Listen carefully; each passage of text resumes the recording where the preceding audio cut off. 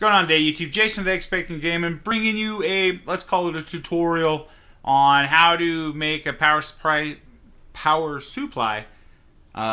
shroud cover. If your case doesn't have it, it's more of just using plexiglass. I'm really new at this, so my first effort was this GPU backplate cover, X-Bacon Gaming. Turned out really easy. Did it all in one try. Fits perfectly. Just used double-sided tape to fix it to my card. But then I went ahead and did the EK water block, so it has that nice backplate on it. So didn't feel like I needed to put this back on, but it's always an option. Power supply cover. Yes, it is broken. My dog stepped on it. It used to go like that. But I have these two pieces here just to show you that it did turn out pretty cool. It was kind of a rush job just to see if it was going to work and if I was going to like it. I'm not doing another one until I get the Thermaltake View 71 case when that thing finally releases. And then I'm going to make a really good one there, and I'll probably make a backplate for my pumps and reservoirs, and going to do a lot of plexiglass work on that case. I hate this case, the Inwin 509. If you haven't watched it, I have a review for it somewhere. I've even gone as far as painting my power supply just to make content and dick around. Anyways, I'm off the point. So all you're going to need to do this is vinyl sticker. I got it from Michael's, which is a local craft store. I'm not sure if everyone has Michael's, but you can get like 10 sheets of this for like $10 or 5 sheets for $5, something like that. It's not very expensive, and it's a definite must. And then I went down to Home Depot. That's where I get my Plexi. In the Windows section, in case you're looking, it is in the Windows. This is the thick stuff. This is what I used for the GPU cover. So this is what is this? 0.220 inches thick. It's really thick. Not gonna be easy to bend. That's why it worked really well for this, because I didn't have to bend this. I just had to cut it. And for the power supply shroud, I went with a much thinner one to make the bending easier. And this one is 0.093 inches. Really incredibly easy to bend with a heat gun. So you don't need any real special tools to do it. So just pick your flavor and thickness. And I know it doesn't look very clear right here, but it does come with a protective coat, a sheet on it. Once you peel that back, it's much cleaner, more on both sides. Let's pull that off. There we go. So you can basically do anything with this. 10, 15, I mean, most I think I paid for a sheet's like $20, but they're pretty damn big sheets. So one sheet you're going to be able to do lots of projects with. So again, I'm going to apologize in advance for this crappy video in the garage, in the dark. Didn't want to move my soft boxes, but I did film it just to see if I was going to use this footage, and I've been sitting it on for a while. Finally decided to go ahead and make a video out of it, since I have no idea when that case is coming out. But when that case does, the Thermaltake View 71, I'm going to do all kinds of stuff to that case. So I'm kind of just trying to hone my skills on stuff I don't care about right now. But alright guys, let's do it. Alright guys, I started by doing a cardboard cutout just for scale, size, and all that. So I definitely advise doing that. I changed it like 5 times during this, so found that way easier. Then I put it onto the plexiglass using a Sharpie and kind of outlined my cuts and where I wanted to bend. The bend is just below my middle finger there that I'm flipping you guys off with. It's not 100% straight and great angles, but it gives you a good idea how you're gonna do it with the cuts and stuff. So using a Sharpie, it's not a worry because that plastic cover protective stuff comes off the back. It's pretty easy. Then using a ruler, I went ahead and made my straight lines, or straight-ish lines. It's pretty easy. Anyone that's cut anything, measured anything. It's not hard. And I also went ahead and made sure I did the line for the bend. The janky way I ended up bending it later, you'll see it definitely pays off. So when it comes to cutting this, you have a couple of options. Right there's my skill saw with a acrylic blade on it. With this thin Plexi I used, the up and down motion of the saw blade made it kind of hard to cut and hold on to. It was definitely easier when I cut the thicker stuff. So I also tried a rotozip with a plastic blade on it.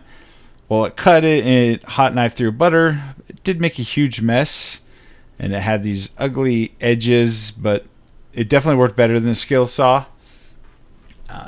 Those edges can be cleaned up with sandpaper and a little bit of water, and you can clean the burn out of them, but it's fairly easy. It's gonna take some time.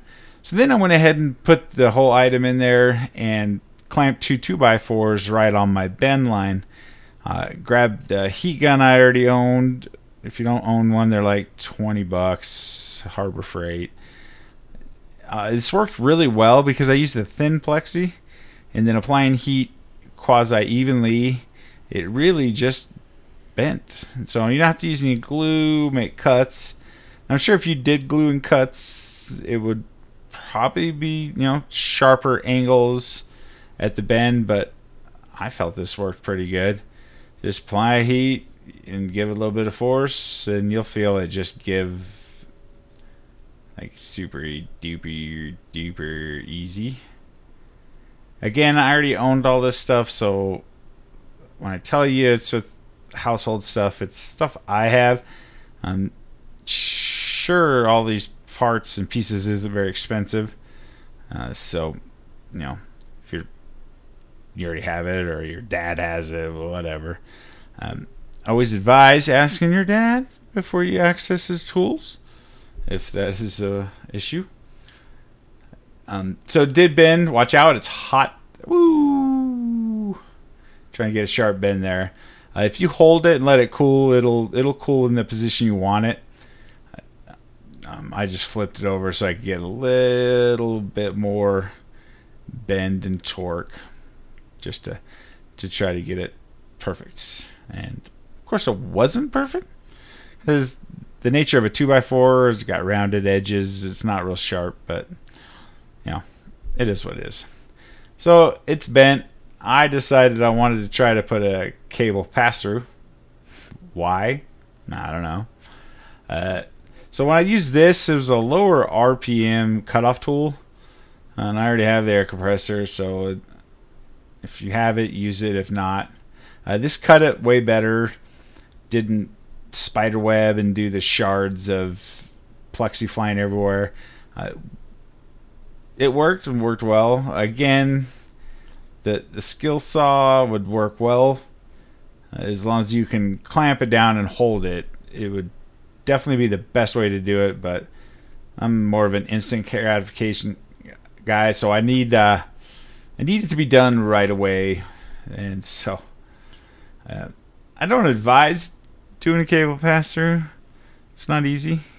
It's hard to get the size right, and you really only get one chance at it, because you cut it after you cut everything else.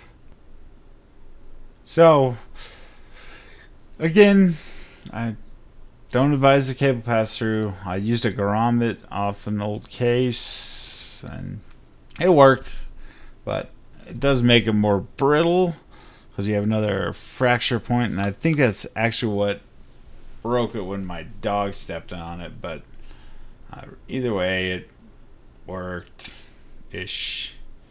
And I also do advise wearing safety glasses whenever working with molten hot Plexi. Did get any in my eye, but caught a lot of the face. And first rule of power tools, of course, is always wear eye protection. It's a good idea. So once I got the cuts where I wanted, I skinned the whole thing in that vinyl sticker, printed out the logos I wanted, and taped them on there, and then cut them out with a X-Acto knife, and then peeled the bulk of it back off, leaving the areas I wanted white. I kept on there and sprayed them from the backside. I think I did 3 coats. So the idea is to spray it, and then that color won't get covered up when you spray the other color on the top, which I used gray.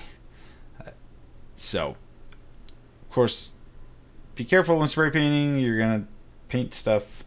So there it is, getting ready to apply the gray on the top, but the stickers are going to be white because they're still on there. So that's where the vinyl sticker comes in. Vinyl sticker comes in. Apply your 3 or 4 coats on this. Let it dry completely. If you get a run, address it at that very second. It will be ugly if you don't. But again, this was just more of a test run for me. Using the X-Acto knife to cut out whatever you want, shapes, sizes, into that vinyl plexi. That's time consuming, but it does work.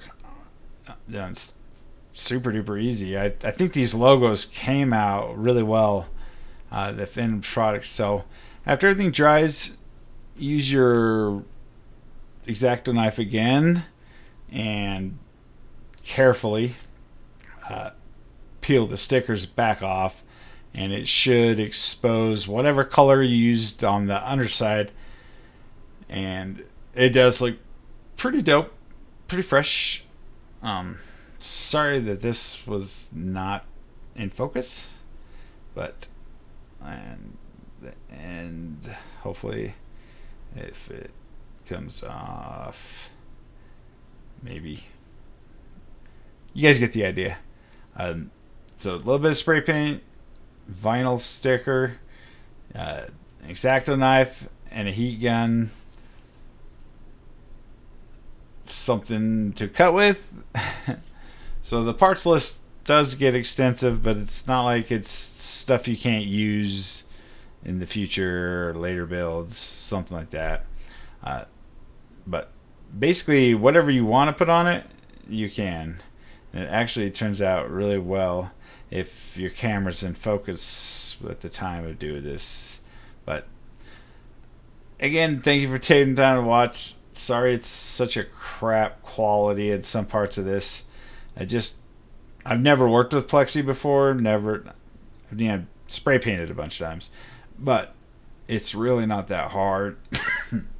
Excuse me.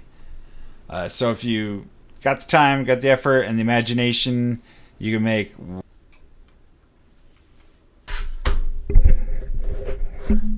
So I also wanted to show you guys, there's the GPU with the EK water block on it. If you have any idea or don't know what it would look like if you'd put your own homemade GPU cover on there. Again, it's not taped right now because it's not permanently fixed, but you know, it is just a way to flash up and change the color of your build. Looks pretty solid. The double-sided tape keeps it off the back plate, so it's won't overheat and allow a little bit of airflow in there. But so here's the finished product inside the case. Yes, I know it's still broken, but just wanted to show you what it looks like even with some LED strips in and around it. Type of paint you use, be it gloss or flat. The white was a flat in the background, and the gray was kind of a gloss. So it does reflect the LED lights a lot. I kind of messed around with that. You guys will get a feel for what it looks like. But I think it actually, using the X-Acto knife and just printed out logos. So I printed it right on printer paper, cut them out, and then placed them on there before I did the cuts. I mean, you can even, it actually turned out pretty well. You can even see the in-win in there if I zoom down there. So if you play around with it, the nice thing is you get to basically use whatever you want. If you want to do an NVIDIA themed one, or I'm a big Asus guy and RLG guy, so that kind of worked for me. Graphics cards and MSI. So don't be afraid. Play around, mess around with it, do what you want. But it does turn out pretty well. Let's take it out of there and see how ugly the power supply is. So, it is just taste and preference, but I think it turned out very well. Thank you guys for taking the time to watch. I appreciate it. If you like it, like. If you subscribe. If you hated it, I guess you know what to do. Thank you guys. This is Jason with X Gaming. Later.